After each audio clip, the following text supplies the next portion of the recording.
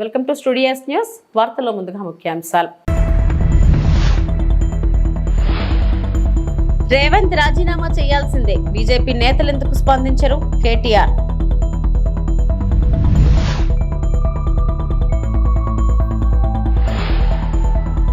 కలియుగ ప్రత్యక్ష దైవం శ్రీ వెంకటేశ్వర స్వామి వారిని పలువురు ప్రముఖులు దర్శించుకున్నారు.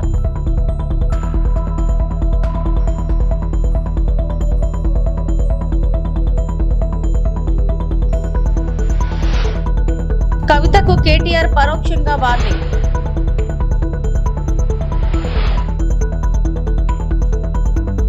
చిత్ర పరిశ్రమకు ఎగ్జిబిటర్లకు, డిస్ట్రిబ్యూటర్లకు, ప్రొడ్యూసర్లకు ఉపయోగపడే విధంగా నిర్ణయాలు తీసుకునేందుకు హోంశాఖ ముఖ్య కార్యదర్శి నేతృత్వంలో విచారణ చేపడుతున్నామని మంత్రి కందుల దుర్గేష్ స్పష్టం చేశారు. శనివారం రాజమహేంద్రవరంలోని హుకుంపేటలో ఉన్న తన క్యాంప్ కార్యాలయంలో నిర్వహించిన మీడియా సమావేశంలో మంత్రి కందుల దుర్గేష్ మాట్లాడారు. ఈ సందర్భంగా సినీ పరిశ్రమకు కూటమి ప్రభుత్వం అందిస్తున్న సహకారాన్ని వివరించారు. సినీ పరిశ్రమకు పూర్తి సహకారం అందించే ఉద్దేశంతో కూటమి ప్రభుత్వం పనిచేస్తుందని తెలిపారు. జూన్ 1వ తేదీ నుండి సినిమా థియేటర్ బంద్ చేయబోతున్నారన్న విషయం కొన్ని రోజులుగా ప్రచారంలోకి వచ్చిందని, ఈ క్రమంలో ఎందుకు ఈ వాతావరణం తెరపైకి వచ్చిందని, దీని ప్రోద్బలం అందిస్తున్న వ్యక్తులెవరూ, జరుగుతున్నదేమిటో తదితర అంశాలన్నిటిపై విచారణ జరిగితే చిత్ర పరిశ్రమకు ఉపయోగపడే విధానాలను అవలంబించేందుకు వీలుగా ఉంటుందన్నారు. దీని మీద వెంటనే లోతుగా అంశాలను విచారించండి, తద్వారా ఏం జరుగుతుందో తెలుసుకోవాలి. దాన్ని బట్టి ఒక నిర్ణయాన్ని మనం తీసుకోవడం కుదురుతుందని చెప్పాం. ఆ ప్రాసెస్ స్టార్ట్ అవుతుంది. అయితే ఇవాళ ఒకటే మేము చెప్పేది అందరికీ కూడా, సినిమా రంగానికి చెందిన వారికి కూడా చెప్పేది, ఈ ప్రభుత్వం ముఖ్యమంత్రి చంద్రబాబు నాయుడు గారి నేతృత్వంలో అధికారంలోకి వచ్చిన దగ్గర నుంచి కూడా పరిశ్రమకి పూర్తిగా సహకారం అందించాలనేటువంటి ఆలోచనతో, గత ప్రభుత్వంలా కాకుండా ఈ ప్రభుత్వం పూర్తిగా అన్ని అంశాలని పరిశీలించి మీకు సహకారం పెద్ద ఎత్తున ఇవ్వాలనేటువంటి ఆలోచన చేస్తున్న విషయం అందరికీ తెలుసు సినిమా పరిశ్రమ వారికి. దాంతోపాటు ఉప ముఖ్యమంత్రి పవన్ కళ్యాణ్ గారు స్వయంగా ఆయన సినిమా రంగం నుంచి వచ్చారు. ఆయన స్పష్టంగా అధికారంలోకి వచ్చిన వెంటనే ఒక సమావేశాన్ని ఏర్పాటు చేసి పెద్ద నిర్మాతలందరినీ కూర్చోబెట్టి మాట్లాడి, మీకు ఏ సమస్యలు ఉంటే వాటిని అన్నింటినీ పరిష్కరించడానికి మేము సిద్ధంగా ఉన్నాం. అదేవిధంగా సినిమా రంగాన్ని గౌరవించాల్సినటువంటి బాధ్యతను మేము తీసుకున్నాం, గతంలోలా కాదు అనేటువంటి మాట చెప్పి, ఏ సమస్య మీకు ఇబ్బంది ఉన్నా కూడా మా సినిమాటోగ్రఫీ మినిస్టర్ ఉన్నారు, తనతో మాట్లాడండి అనేటువంటి మాట కూడా వారు చెప్పడం జరిగింది. కేవలం అంతవరకు పరిమితం మాత్రమే కాకుండా, ఎప్పుడైతే ఏ రకంగా సినిమా థియేటర్లకు సంబంధించినటువంటి ప్రైస్ హైక్ చేసుకోవాలనుకున్నారో వాళ్ళు, అది మాకు ఒక అప్లికేషన్ పెట్టడం, దాన్ని ప్రతి సినిమాకి కూడా ఏదో స్థాయిలో ఆ ప్రైస్ని హైక్ చేయటం, ఇవన్నీ జరుగుతూ వస్తూ ఉన్నాయి. ఏ నిర్మాత కూడా ఇబ్బంది పడినటువంటి పరిస్థితి. అదేవిధంగా సినిమా నిర్మాణం జరిగేటప్పుడు రాష్ట్రంలో ఎక్కడ ఏం జరుగుతున్నా కూడా వారికి ఏ అనుమతులు కావాల్సి వచ్చినప్పటికీ కూడా వెంటనే స్పందిస్తున్నాం. ఎక్కడైనా చిన్న చిన్న ఇబ్బందులు ఉంటే వారు చాలా సందర్భాల్లో నిర్మాతలందరూ కూడా నన్ను కాంటాక్ట్ చేస్తూ ఉంటారు. చేసిన వెంటనే వారికి అనుమతులు ఇచ్చే విషయంలో కానీ ఇతరతర అంశాల్లో కానీ వెంటనే స్పందించి వారికి ఆ రకమైనటువంటి సహకారాన్ని కూడా అందిస్తూ ఉన్నాం. ఇలా ఒక మంచి వాతావరణం నడుస్తున్నప్పుడు ఇప్పుడు సడన్గా థియేటర్లు మూసివేత అనేటువంటి అంశం తెర మీదకి రావడం అనేది ఎందుకు జరుగుతుంది? దీని వెనక ఏమైనా కారణాలు ఉన్నాయా? అది కూడా రేపు జూన్ 12వ తారీఖున పవన్ కళ్యాణ్ గారి సినిమా రిలీజ్ అవుతున్న సందర్భంలో ఎందుకు ఈ రకమైన వాతావరణం వచ్చింది? అదే సందర్భంలో ఒకవేళ మీరు థియేటర్లు మూసివేయాలనేటువంటి నిర్ణయం కానీ తీసుకున్నట్లయితే, ఆ నిర్ణయాన్ని అసలు మీరు ముందు ఎవరితో చర్చించి ఆ నిర్ణయానికి రావాలి. కానీ ఎకాయికి థియేటర్లు మూసివేత అనేటువంటి తీవ్రమైన నిర్ణయానికి రావడానికి మీకు దోహదం చేసినటువంటి కారణాలు ఏంటి? ఇవన్నీ తెలియాల్సిన అవసరం ఉంది. కనుక ఈ విచారణ చేపట్టడం అనేటువంటిది కార్యక్రమాన్ని మేము తీసుకోవడం జరిగింది. వైసీపీ మునిగిపోయే నావని, వచ్చే ఎన్నికల్లో ఆ పార్టీకి కనీసం 6 సీట్లు కూడా రావన్న భయం వైసీపీ నేతలకు ఇప్పటి నుంచే పట్టుకుందన్నారు నీటిపారుదల శాఖ మంత్రి నిమ్మల రామనాయుడు. పశ్చిమ గోదావరి జిల్లా నర్సాపురంలో 40 లక్షలతో చేపట్టే మురికి కాలువ తవ్వక పనులకు మంత్రి శంకుస్థాపన చేశారు. అనంతరం మంత్రి మాట్లాడుతూ, ఢిల్లీ లిక్కర్ స్కామ్ కంటే గత ప్రభుత్వ హయాంలో ఏపీలో జరిగిన లిక్కర్ స్కామ్ చాలా పెద్దదని, వేల కోట్లను దోచుకున్నదే కాక రాశిరకం మద్యంతో ప్రజల జీవితాలను కూడా నాశనం చేశారని నిమ్మల రామనాయుడు మండిపడ్డారు. కాలువలు, వ్యవసాయం గురించి మాట్లాడే అర్హత వైసీపీకి లేదన్నారు. గత ప్రభుత్వ హయాంలో ఇరిగేషన్ వ్యవస్థను భ్రష్టు పట్టించారని, కాలువల్లో కనీసం తట్టా మట్టి కూడా తీయలేదని చరిత్ర జగన్దని మండిపడ్డారు. ఈ రోజు శంకుస్థాపన చేయడం జరిగింది. మీ అందరికీ తెలుసు, గత 5 సంవత్సరాల వైసీపీ పాలనలో ఏ డ్రైన్లోనూ కానీ ఏ కెనాల్లో కానీ ఒక తట్ట మట్టి తీసినటువంటి పరిస్థితి లేదు. గత 5 సంవత్సరాల వైసీపీ పాలనలో ఏ షట్టర్కి కానీ, డోర్కి కానీ, లాక్కి కానీ, రోప్కి కానీ మరామతుల మాట అటుంచి కనీసం గ్రీజు పెట్టి మెయింటెనెన్స్ చేసినటువంటి పరిస్థితి లేదు. దానివల్ల అంటే గత వైసీపీ ప్రభుత్వం చేసినటువంటి పాపాలన్నీ కూడా ఈరోజు మాకు శాపాలుగా రైతులకు మారినటువంటి పరిస్థితి. గత జగన్మోహన్ రెడ్డి చేసినటువంటి తప్పిదాలు ఏవైతే ఉన్నాయో వాటన్నిటినీ కూడా ఒక్కొక్కటి సరి చేసుకుంటూ మళ్ళీ ఈరోజు చంద్రబాబు నాయుడు గారు పనిచేస్తున్నటువంటి పరిస్థితి. ఏదైతే మీ అందరికీ తెలుసు, మరి వేల కోట్ల రూపాయలు కట్టినటువంటి ప్రాజెక్టులు కానీ, రిజర్వాయర్లు కానీ, కెనాల్స్ కానీ, డ్రైన్స్ కానీ సంవత్సరం మెయింటెనెన్స్ లేకపోతే ఆ వేల కోట్ల రూపాయలు కూడా వృధా అవుతుంది. అటువంటి విషయాన్ని కూడా 5 సంవత్సరాల్లో జగన్మోహన్ రెడ్డి మరిచిపోయి 5 రూపాయలు కూడా ఇరిగేషన్కి మరి ఏదైతే ఈ యొక్క మెయింటెనెన్స్కి పెట్టకపోవడం వల్లే ఇటువంటి దుస్థితి. ఈ రబీ పంట అంటే ఈ దాళవ పంటకి 1281 కోట్ల రూపాయలు ఆల్రెడీ రైతుల అకౌంట్లో చేరాయి. నిజంగా ఇది ఒక రికార్డు. రైతు పంట అమ్మినటువంటి 48 గంటల నుంచి రోజుల లోపులోనే మరి ఎలా పెద్ద ఎత్తున అమౌంట్లు చేయాలి, మాటలు కాదు. ఇంకా ఈరోజు ధాన్యం అమ్మకాలు జరుగుతూ ఉన్నాయి. ఆల్రెడీ రైతుల అకౌంట్లోకి 1281. ఇది రాష్ట్రం గురించి ఆ రోజు చంద్రబాబు నాయుడు గారు శాసనసభలో ఫ్లోర్ మీద కూర్చుంటే రాత్రి 11 గంటలకు కట్టావు ఇన్సూరెన్స్ని మర్చిపోవడం అంటే రైతును మర్చిపోవడమే. అటువంటి వ్యక్తివి ఈరోజు వ్యవసాయం గురించి నువ్వు ఎట్లా మాట్లాడతావు? యాంత్రీకరణ ఆ రోజు 50% సబ్సిడీతో చంద్రబాబు నాయుడు గారు ఇస్తే నీ పరిపాలనలో కనీసం బరక ముక్క కూడా ఇవాళ రైతులకు అందజేయలేటువంటి పరిస్థితి 5 సంవత్సరాల్లో. ఇట్లా చెప్పుకుంటూ పోతే నీవు రైతు వ్యతిరేక పాలనతో మరి ఏదైతే నువ్వు ఆ రోజు వ్యవసాయ శాఖని మూత వేసేటువంటి విధంగా నీ పరిపాలన ఏదైతే సాగిందో, అందుచేత ఈరోజు ఆ రైతు గురించి వ్యవసాయం గురించి మాట్లాడేటువంటి అర్హత ఈ జగన్మోహన్ రెడ్డికి కానీ వైఎస్ఆర్సీపీ పార్టీ నాయకులకు కానీ లేదని చెప్పి మీ ద్వారా అందరూ కూడా తెలియజేస్తాను. జగన్మోహన్ రెడ్డి మైండ్ గేమ్ ఎప్పుడు కూడా మభ్యపెట్టి మాయ చేసి అసత్యాలు అబద్ధాలు మాట్లాడడం, ప్రచారం చేయడం. మాజీ మంత్రి బీఆర్ఎస్ ఎమ్మెల్యే కేటీఆర్ తెలంగాణ భవన్లో మీడియాతో మాట్లాడుతూ ఓటుకు నోటు కుంభకోణం ఇంకా ఎవరూ మర్చిపోలేదు. ఢిల్లీ కాంగ్రెస్ నేతలకు తెలంగాణ ఏటీఎంలా మారిపోయింది. ఎప్పుడు కావాలంటే అప్పుడు డబ్బులు పంపిస్తున్నారు. మంత్రి కోమటిరెడ్డి వెంకటరెడ్డి గతంలో రేవంత్ రెడ్డిపై విమర్శలు చేశారు. పీసీసీ పదవి కోసం రేవంత్ 50 లక్షలు ఇచ్చారని కాంగ్రెస్ నేతలే ఆరోపణలు చేశారు. ఇప్పుడు సీటుకు రూట్ కుంభకోణం బయటపడింది.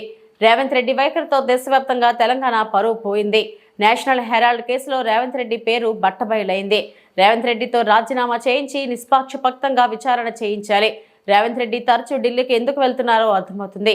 హస్తీనా పెద్దల కాళ్లు పట్టుకోవడానికే రేవంత్ రెడ్డి ఢిల్లీకి వెళ్తున్నారు. ఢిల్లీ బాసులకు రేవంత్ రెడ్డి వేల కోట్లు చందాలు ఇస్తున్నారు. లీడర్లు, కాంట్రాక్టర్లతో రేవంత్ దందాలు చేశారు. రేవంత్ జపాన్ పర్యటనపై మాకు అప్పుడే సందేహాలు వచ్చాయి. యంగ్ ఇండియా పేరుతో దందా చేశారు. నేషనల్ హెరాల్డ్ కేసులో భారీ వసూళ్లకు పాల్పడ్డారు. రేవంత్ రెడ్డి వ్యవహారంలో రాహుల్ గాంధీ ఎందుకు స్పందించడం లేదో చెప్పాలని ప్రశ్నించారు. ఇక్కడ తెలంగాణలో రేవంత్ రెడ్డి గారు గద్దెనెక్కినప్పటి నుంచి యంగ్ ఇండియా అని చెప్పి కలవరిస్తూ ఉన్నారు. అసలు ఈ యంగ్ ఇండియా వెనకాల ఉన్న కథ ఏందో నిన్న ఈడీ కేసు, ఈడీ ఛార్జ్షీటు చాలా వివరంగా చెప్పింది. మనం గతంలో ఇక్కడ తెలంగాణలో 2015వ సంవత్సరంలో చూసినాం. ఓటుకు నోటు కుంభకోణం ఇంకెవరు కూడా మర్చిపోలేదు.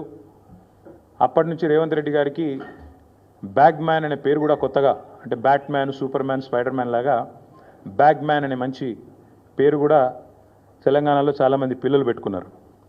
అదేమో ఓటుకు నోటు కుంభకోణం, ఇదేమో సీటుకు రూటు కుంభకోణం. ఇదేదో ఊరికే అనట్లేదు సీటుకు రూటు కుంభకోణం అని. స్పష్టంగా రేవంత్ రెడ్డి గారి గురించి నేను చెప్పడం కాదు, ఈరోజు మంత్రిగా ఉన్న కోమటిరెడ్డి వెంకటరెడ్డి గారే ఓపెన్గా బహిరంగంగా పత్రికా సమావేశంలోనే చెప్పినారు.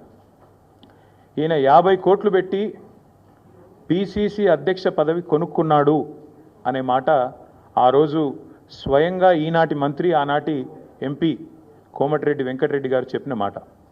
కానీ సరే, వెంకటరెడ్డి గారు చెప్పిన దానికి ఆ రోజు ఆధారాలు లేకపోవచ్చు, కానీ ఈరోజు ఆధారం ఉంది అంటూ ఎన్ఫోర్స్మెంట్ డైరెక్టరేట్ వారు ఛార్జ్షీట్లో స్పష్టంగా ఎవరు డబ్బులు ఇచ్చారు, ఏ పొజిషన్ అమ్ముకున్నారు, ఎన్ని డబ్బులు ఇచ్చారో కూడా స్పష్టంగా చెప్తా ఉన్నారు. ముందేమో ఆనాడు పీసీసీ కోసమేమో సూటుకు ఆనాడు పిసిసి పదవి కోసం బ్రహ్మాండంగా ఆ రోజు డబ్బులు ఇచ్చి 50 కోట్లు ఇచ్చి తెచ్చుకున్నారని వాళ్ళ కాంగ్రెస్ నాయకులు చెప్పిన మాట. ఈరోజు ఢిల్లీకి ఇప్పటికి కూడా జరుగుతూ ఉన్నది ఏమంటే తెలంగాణ అనేది కాంగ్రెస్ పార్టీకి ఒక ఏటీఎంగా మారిపోయిన మాట వాస్తవం. ఎప్పుడు డబ్బులు కావాలి అని కాంగ్రెస్ పార్టీ వాళ్ళు అనుకుంటే అప్పుడు పెద్ద ఎత్తున డబ్బులు అందిస్తూ తన పదవిని కాపాడుకుంటూ ఉన్నారు రేవంత్ రెడ్డి గారు. ఇవాళ ఓటుకు నోటు జరిగినప్పుడేమో రేవంత్ రెడ్డి గారు ఒక ఎమ్మెల్యే, కానీ ఈరోజు ఈ రాష్ట్రానికి ముఖ్యమంత్రి. కాబట్టి యావత్ దేశం ముందు తెలంగాణ పరువు ఇవాళ తీసి పరువు పోగొట్టి నిజంగా తెలంగాణ ముఖ్యమంత్రి అంటే ఇట్లాంటి వ్యక్తి అనే పరిస్థితి ఇవాళ కనబడతా ఉంది. ఇది కర్ణాటక కాంగ్రెస్ మాట, నా మాట కాదు. ఒక విచారణ ఎదుర్కోవాల్సి వస్తే ముఖ్యమంత్రి గారు ఈదర్ ఈ షుడ్ రిజైన్ వాలంటరీలీ, స్వచ్ఛందంగా తప్పుకోవాలి, లేదా ఆయనను అర్జెంటుగా తొలగిస్తేనే నిష్పక్షపాతమైన ఎంక్వైరీ జరుగుతుంది అనే మాట వారు చెప్పిన మాట. ఇవాళ మేమంటుంది కూడా అదే. 4 కోట్ల ప్రజల ముందు ఇవాళ ఆ ప్రజలకు నాయకత్వం వహించే నాయకుడిగా అక్కడ కూర్చున్న వ్యక్తికి తప్పకుండా నిజాయితీ ఉంటే, నైతికత ఉంటే వెంటనే అయితే రేవంత్ రెడ్డి గారు స్వచ్ఛందంగా తప్పుకోవాలి, లేదా కాంగ్రెస్ పార్టీ పెద్దలు స్పందించి తప్పకుండా వెంటనే వారిని రాజీనామా చేయించి నిష్పక్షపాతంగా విచారణ జరగడానికి సహకరించాలని మేము కూడా డిమాండ్ చేస్తూ ఉన్నాం. రేవంత్ రెడ్డి గారు మాటల ముఖ్యమంత్రి కాదు, మూటల ముఖ్యమంత్రి అని మళ్ళొకసారి తేలిపోయింది దీంతో. ఎందుకంటే మూటలు మోసే పిసిసి అధ్యక్ష పదవి తెచ్చుకున్నారని వెంకటరెడ్డి గారు చెప్పారు. ఇప్పుడు మూటలు మోసే పదవి కాపాడుకుంటున్నారు అని దేశమంతా. మాజీ మంత్రి బీఆర్ఎస్ ఎమ్మెల్యే కేటీఆర్ తెలంగాణ భవన్లో మీడియాతో మాట్లాడుతూ కవిత లేఖపై స్పందించారు. ఈ సందర్భంగా కేటీఆర్, మా పార్టీలో సూచనలు చేయాలనుకుంటే ఎవరైనా లేఖలు రాయవచ్చు, పార్టీలో అంతర్గతంగా మాట్లాడితేనే మంచిది. మా పార్టీలో ప్రజాస్వామిక స్ఫూర్తి ఉంది, పార్టీలో ఎవరైనా సూచనలు చేయవచ్చు, ఎవరైనా లేఖలు రాయవచ్చు. అన్ని పార్టీల్లో కోవట్టులు ఉంటారు, పార్టీలో అందరం కార్యకర్తలమే, అందరూ సమానమే. ముఖ్యమైన విషయం గురించి మాట్లాడుతుంటే దేవుడు దయ్యం ఎందుకు అని ప్రశ్నించారు. తెలంగాణకు పట్టిన శని కాంగ్రెస్, తెలంగాణకు పట్టిన దయ్యం రేవంత్ రెడ్డి.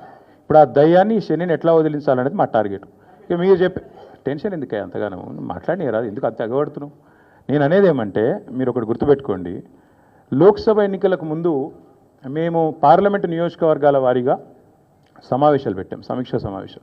ఇక్కడ అసెంబ్లీలో ఓడిపోయాము, ఎట్లా ముందుకు పోవాలని చెప్పి దాదాపు 17 రోజుల పాటు మీరందరూ చూశారు. ఇక్కడే వేల మంది కార్యకర్తలతో కూర్చొని దాదాపు 7, 8, 9, 10 గంటలు వారితో చర్చించాం. ఆ ప్రాసెస్లో చాలామంది డైరెక్ట్గా మైకులో మాట్లాడిన వాళ్ళు ఉన్నారు, కొంతమంది చిట్టీల మీద రాసిచ్చిన వాళ్ళు ఉన్నారు, కొంతమంది కేసీఆర్ గారికి ఉత్తరం అందించండి అని చెప్పి ఉత్తరాలు ఇచ్చిన వాళ్ళు ఉన్నారు. కాబట్టి మా పార్టీలో we encourage open culture, democracy కాబట్టి, డెమోక్రాటిక్ పార్టీ కాబట్టి, ప్రజాస్వామిక స్ఫూర్తి ఉన్న పార్టీ కాబట్టి మా పార్టీ అధ్యక్షుల వారికి ఎవరైనా సూచనలు చేయాలనుకుంటే ఉత్తరాలు రాయొచ్చు.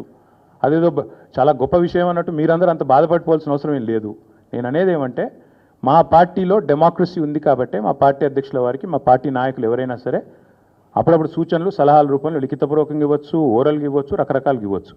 అట్లాగే నేను ఒక మాట మాత్రం చెప్తాను, మనం ఎవరైనా సరే పార్టీలో ఏ హోదాలో ఉన్నా కొన్ని విషయాలు అంతర్గతంగా మాట్లాడాల్సిన విషయాలు అంతర్గతంగా మాట్లాడితేనే బాగుంటుంది. పార్టీ ఫోరమ్స్ ఉన్నాయి, అధ్యక్షుల వారితో కలిసే అవకాశం ఉంది, లేదా ఆఫీస్ బేరర్స్ ఉన్నారు, కలిసి చెప్పుకునే అవకాశం ఉంది. కాబట్టి అంతర్గతంగానే కొన్ని విషయాలు మాట్లాడితే బాగుంటుంది. అది అందరికీ వర్తిస్తుంది, వీళ్ళకి వాళ్ళకని కాదు, అందరికీ వర్తిస్తుంది.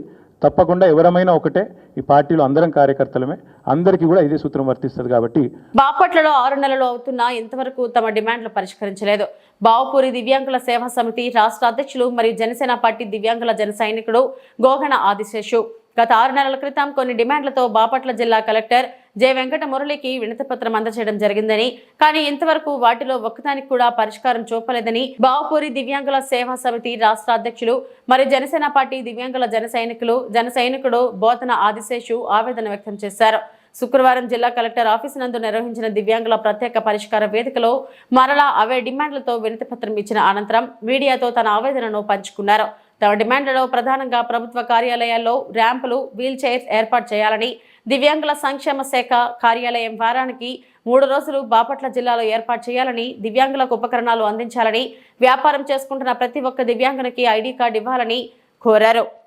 జనసేన పార్టీ దివ్యాంగుల జన సైనికుడిగా పనిచేస్తున్నాను. అదేవిధంగా గత 6 నెలల నుంచి కూడా బాపట్ల జిల్లా కలెక్టర్ గారికి మా యొక్క దివ్యాంగుల యొక్క సమస్యలని మరి ఆయనకి తెలియజేసి ఉన్నాం. ఆ సమస్యల్లో భాగంగానే ఈరోజు మరి జిల్లా సంక్షేమ శాఖ ఏడీ గారితో మాట్లాడి 3 రోజులు బాపట్లలో 3 రోజులు జిల్లా సంక్షేమ శాఖ ఆఫీసర్స్ ఉండి జిల్లాలో ఉన్న దివ్యాంగుల సమస్యలు తెలుసుకోమని చెప్పి పరిష్కరించే మార్గంగా ఆలోచించమని కలెక్టర్ గారు చెప్పి ఉన్నాడు. అదేవిధంగా బాపట్ల మున్సిపాలిటీ పరిధిలో ఉన్న మున్సిపాలిటీలో చిన్న వ్యాపారం చేసుకున్న నా ఒక దివ్యాంగులు ఎవరైతే ఉన్నారో వాళ్ళందరూ కూడా ఐడి కార్డులు ఇచ్చి మరి పోలీసు వారు కానీ మున్సిపాలిటీ వారు కానీ వాళ్ళు ఇబ్బంది పెట్టకుండా ఐడి కార్డులు ఇవ్వమని చెప్పి గతంలో తెలియజేసి ఉన్నాం. ఈరోజు కలెక్టర్ గారు కూడా మున్సిపాలిటీ కమిషనర్ గారికి చెప్పి దివ్యాంగులకి వెంటనే ఐడి కార్డులు ఏర్పాటు చేయమన్నాడు. అదేవిధంగా మా ఒక బాపట్ల జిల్లా కలెక్టర్ గారు గతంలో నేను చెప్పినట్లుగానే ఆయన మా ఒక దివ్యాంగుల పైన పెద్ద మనసు చేసుకొని దివ్యాంగుల యొక్క సమస్యలను ఆయన పరిష్కరించే మార్గంగానే ఆలోచన చేస్తూ ఉన్న దాని భాగంగానే ఈరోజు నిదర్శనం. దివ్యాంగులకి మరి ఆఫీసు 3 రోజులు ఏడా మరి దివ్యాంగులు కావాల్సిన వారికి మరి ఐడి కార్డులు వ్యాపారం చేసుకున్న వారికి కూడా ఇవ్వమని చెప్పి ఇవాళ ఒక తగిన తెలియజేసి ఉన్నాడు ఇవాళ కలెక్టర్ గారు. దానికోసం బాపట్ల జిల్లా పరిధిలో ఉన్న మా ఒక్క దివ్యాంగులు అందరం కూడా కలెక్టర్ గారికి ధన్యవాదాలు తెలియజేస్తున్నాం. ఎందుకంటే మా ఒక్క దివ్యాంగుల సమస్యను వెంటనే మీరు మీ దృష్టికి రాగానే వెంటనే పరిష్కరించినందుకు కలెక్టర్ గారు మాకు ఇంకా ఎన్నో పనులు చేయాలని మా దీనిలో భాగంగానే దివ్యాంగులకు ఉపకరణాలు అందించాలని చెప్పి కూడా మరీ తెలియజేస్తూ జిల్లా కలెక్టర్ గారు తెలియజేస్తూ ఉన్నాం. దివ్యాంగుల ఐక్యత. మండల విద్యాధికారి గజ్జల కనకరాజు ఆధ్వర్యంలో 5 రోజుల శిక్షణ కార్యక్రమం పూర్తి చేయడం జరిగింది. దౌలతాబాద్ మండలం జిల్లా పరిషత్ బాలికల ఉన్నత పాఠశాలలో 5 రోజుల శిక్షణ కార్యక్రమం నిర్వహించడం జరుగుతుంది. ఈ రోజు 5వ రోజు ఈ శిక్షణలో రాష్ట్ర స్థాయిలో జిల్లా స్థాయిలో శిక్షణ పొందినటువంటి రిసోర్స్ పర్సన్ల ద్వారా ప్రాథమిక స్థాయి పాఠశాల ఉపాధ్యాయులందరికీ శిక్షణ అందించడం జరుగుతుంది. ఈ శిక్షణ బోధనలోని మెలకువలు, కృత్యాలు, ప్రాజెక్ట్, వివిధ పద్ధతుల ద్వారా విద్యార్థులకు ఎలా బోధించాలి, విద్యా సామర్థ్యాలు ఏ విధంగా సాధించాలనే అంశాలపై శిక్షణ జరుగుతుందని మండల విద్యా అధికారి గజ్జల కనకరాజు సూచించారు.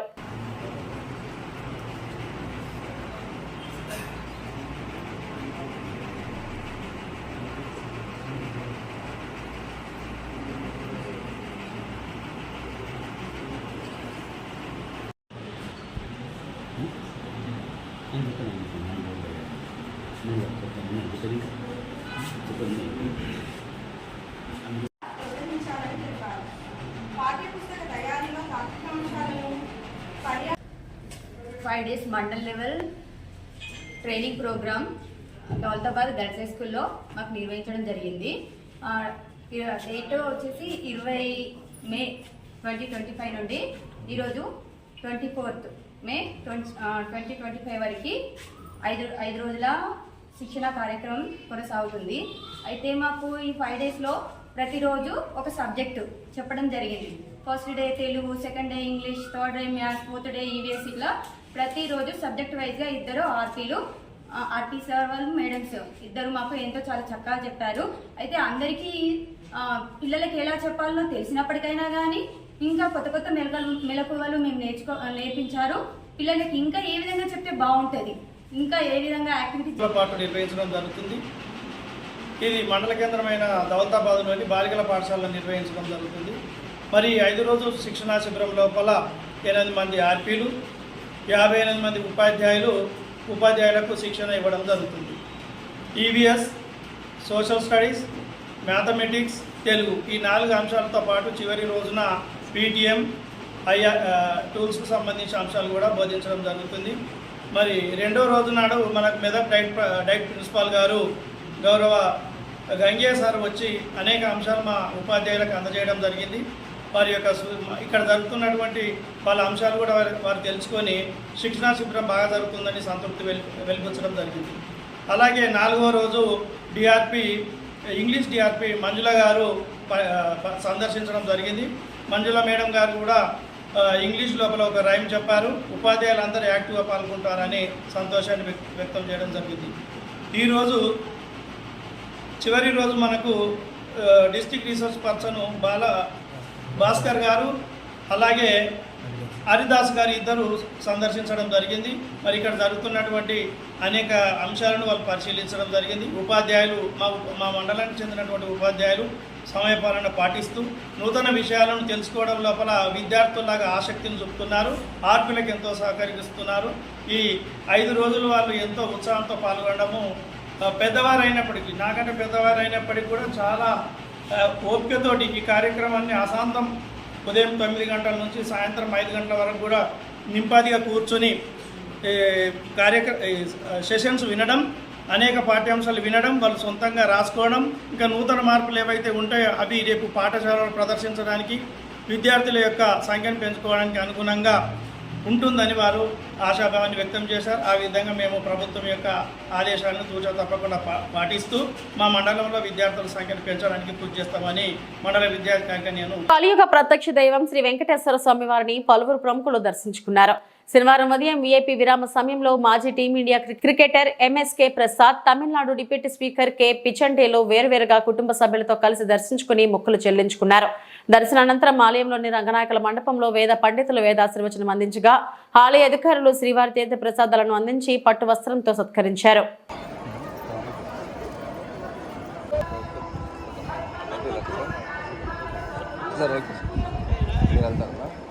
నమస్కారం. నేడు ఈరోజు స్వామివారి దర్శనం కోసమని ఇక్కడికి తిరుమల రావటం జరిగింది. చాలా సంతోషంగా ఉంది. చక్కటి దర్శనం అయింది. చాలా మార్పులు కూడా చూసాము. ఆఫ్ లైట్ లోపల కానీ బయట కానీ ఇవన్నీ కూడా మార్పులు ఏదైతే చేశారో అది భక్తులకు కానీ అందరికి కూడా చాలా కంఫర్టబుల్గా ఉన్నట్లుగా అనిపించింది.